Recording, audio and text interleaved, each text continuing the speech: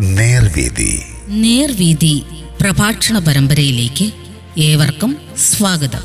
സുവിശേഷകൻ കുഞ്ഞുമോൻ തോട്ടപ്പള്ളി ഇപ്പോൾ നിങ്ങളുമായി ദൈവവചനം പങ്കുവെക്കുന്നു. ശ്രദ്ധിച്ചാലും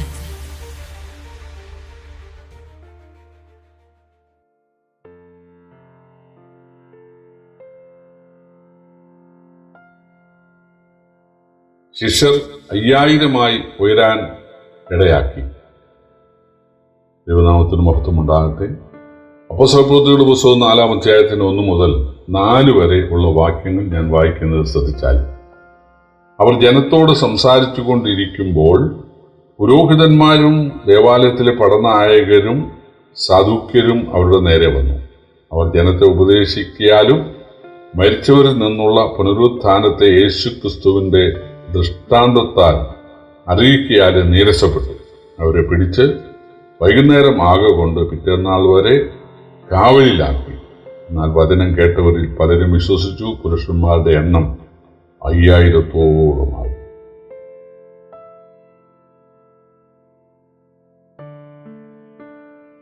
വൈകുന്നേരത്ത് 3-ാം മണി നേരത്ത് പത്രോസും യോഹന്നാനും കൂടെ ദേവാലയത്തിലേക്ക്, അല്ലെങ്കിൽ ദേവാലയത്തിലെ ശലോമോന്റെ മണ്ഡപത്തിലേക്ക് അവര് ചെല്ലുകയാണ്.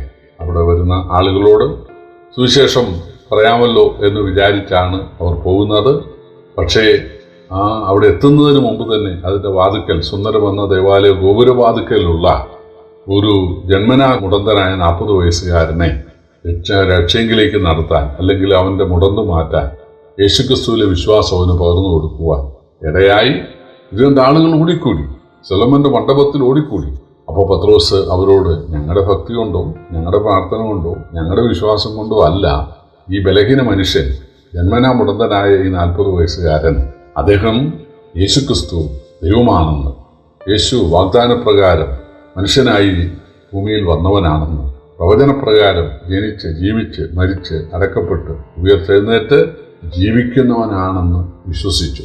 യേശുവിൻ്റെ സാന്നിധ്യം ഇവിടെ ഉണ്ട് എന്നവൻ വിശ്വസിച്ചു.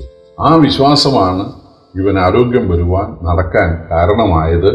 നിങ്ങൾക്കും ഈ യേശുവിനെ രക്ഷകനായി സ്വീകരിച്ചാൽ ദൈവമക്കളാകാൻ കഴിയും. മോശ പറഞ്ഞിരുന്നു, എന്നെപ്പോലെ പ്രവാചകനെ നിങ്ങൾക്ക് അയച്ചു തരും.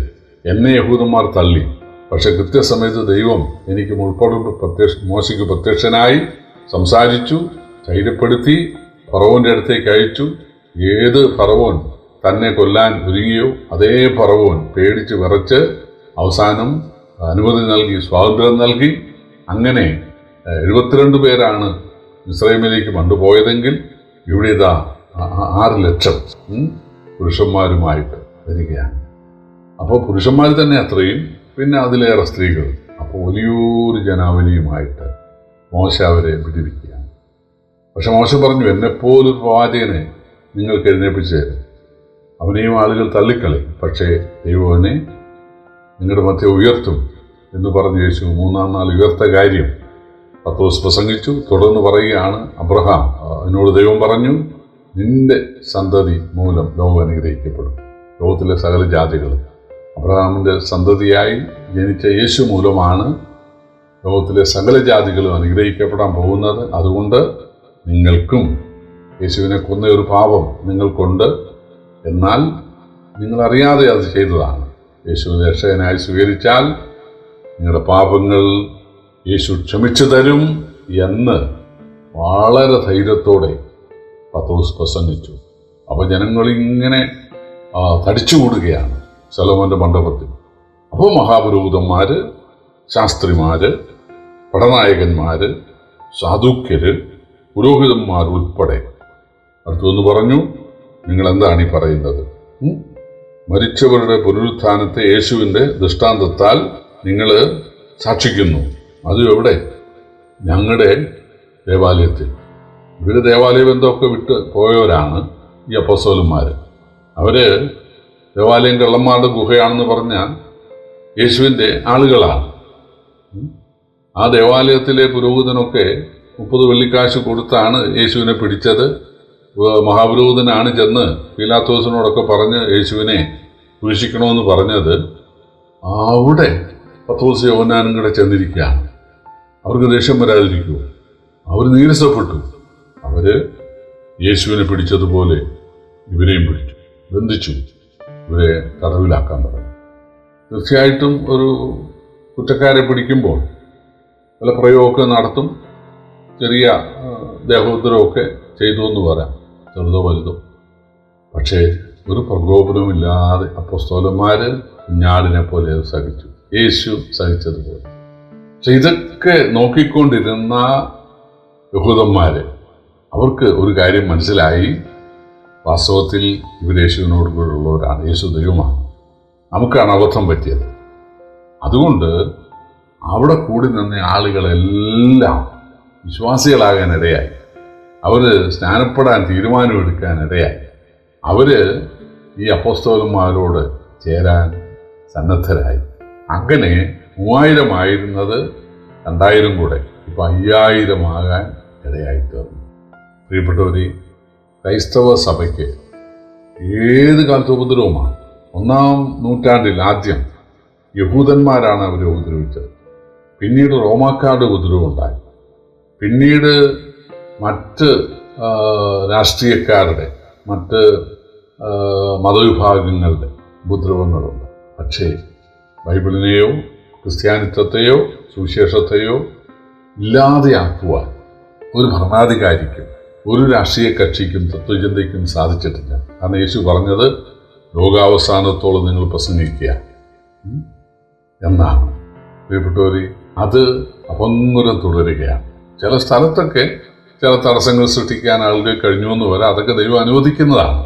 അതൊരു പക്ഷേ ആ സ്ഥലക്കാർ അർഹിക്കുന്നതുമായിരിക്കാം. കാരണം സുവിശേഷത്തെ മനഃപൂർവ്വം നിരാകരിച്ചാൽ, സുവിശേഷത്തിനെതിരെ നിലകൊണ്ടാൽ, അത് തീർച്ചയായിട്ടും ദൈവം അങ്ങനെയുള്ള സ്ഥലങ്ങളെ കോർണർ ചെയ്യാനുള്ള സാധ്യത ഉണ്ട്. എന്നാൽ കാറ്റിഷ്ടമുള്ളവർ തൂതുന്നു എന്ന് കർത്താവ് പറഞ്ഞതുപോലെ വേറെ സ്ഥലത്ത് സുവിശേഷത്തിൻ്റെ കാറ്റ് ആഞ്ഞു വീശാനിടയായിത്തീരും. ഇവിടെ ഈ ദേവാലയ മുറ്റത്തു നിന്നും ആയിരക്കണക്കായ ആളുകൾ മാനസാന്തരത്തിലേക്ക്, വിശ്വാസത്തിലേക്ക് വരുവാൻ ഇടയായി. അപ്പോസ്തലന്മാരെ ബന്ധിച്ചതുകൊണ്ടൊന്നും സുവിശേഷത്തെ ബന്ധിക്കാനായിട്ട് സാധിക്കുകയില്ല. തീർച്ചയായിട്ടും അവർക്കുണ്ടായ ആ ബന്ധനമാണ്, അവരുടെ സമചിത്തതയോടുകൂടിയ പെരുമാറ്റമാണ് ഇത്രയും ആളുകളെ രക്ഷയിലേക്ക് നയിക്കാൻ കാരണമായത്. പൗലോസ് പറഞ്ഞു, എനിക്ക് ഭവിച്ചത് സുവിശേഷത്തിൻ്റെ അഭിവൃദ്ധി കാരണമായി. പൗലോസ് ബന്ധനസ്ഥനായത്, തടവിലാകാനിടയായത്, അകമ്പടി പട്ടാളം പോലും മാനസാന്തരപ്പെടുവാനിടയായി എനിക്ക് ഭവിച്ചത് സുവിശേഷത്തിൻ്റെ അഭിവൃദ്ധിക്ക് കാരണമായി. പ്രിയപ്പെട്ടവരെ, നമ്മുടെ പ്രസംഗം മാത്രമല്ല, നമുക്കെതിരെ ഉണ്ടാകുന്ന ഉപദ്രവവും ആ സമയത്ത് നമുക്കുള്ള ധൈര്യവും ഒക്കെ ആളുകൾ ചിന്തിക്കും. സ്തെഫാനോസിനെ കല്ലെറിഞ്ഞ് കൊന്നപ്പോൾ സ്തെഫാനോസ് ഒരു പ്രകോപനവും